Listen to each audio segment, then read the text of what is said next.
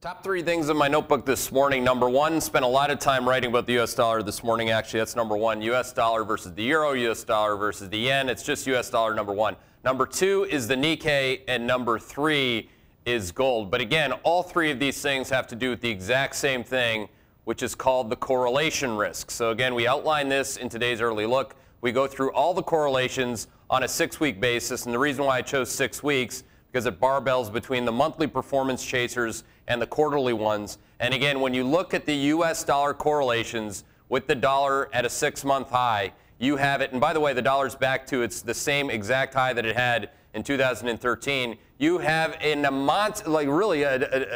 monster amount of correlation risk. So again, on the inverse side, you have things like oil and gold with negative 0.9 type correlations to the dollar. In other words, if the dollar goes up, they go down. And on the other side of that, you have things like the Nikkei, which is point number two. The Nikkei has a 0.9 positive correlation with the dollar going up. So in other words, when the dollar goes up, the yen goes down. And when you burn the yen, people get excited about the Japanese stock market. Now, do not confuse the Japanese stock market or any of these stock markets. In Austria, by the way, the Austrian stock market has a 0.85 correlation to the dollar going up. So again, because the euro is going down. What you actually see here now is that only McFly is nailing it, which is as the economies break down, those stock markets rip.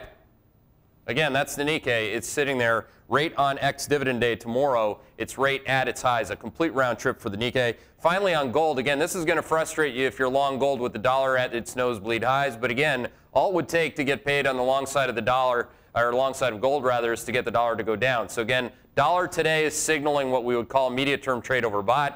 Again, gold into that should put in its kind of low level where it's been in the 1203 to 1211 range for the year to date. And those are your top three things.